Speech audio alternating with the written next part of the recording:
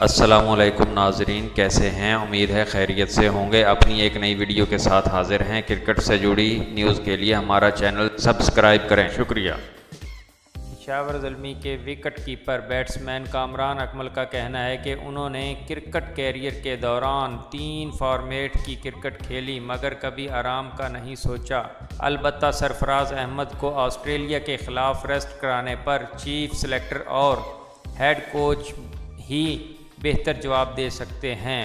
कामरान अकमल का कहना था कि सिर्फ PSL की कारकर्दगी पर खिलाड़ियों को इंटरनेशनल सीरीज़ के लिए मुंतखब करना ठीक नहीं, क्योंकि डोमेस्टिक क्रिकेट की कारकर्दगी भी पेश नज़र रखी जाए और नए प्लेयर्स को चाहिए कि वो भी डोमेस्टिक क्रिकेट में शरीक हों। इनका कहना था कि सिवाय मूसा खान के किसी भी खिलाड़ी ने ज़्यादा डोमेस्टिक क्रिकेट नहीं खेली। हालांकि कारकर्दगी में पुख्तगी के लिए 3 और 4 रोज़ा क्रिकेट खेलना भी ज़रूरी है।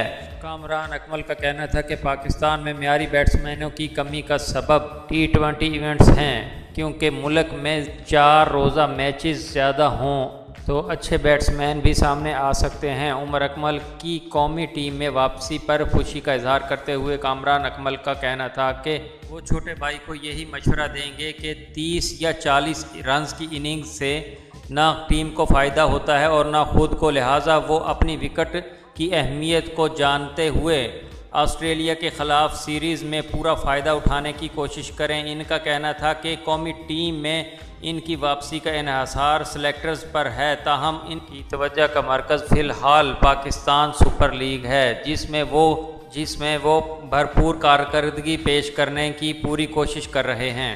दोस्तों, वीडियो अच्छी हो तो लाइक और शेयर लाजमी करें।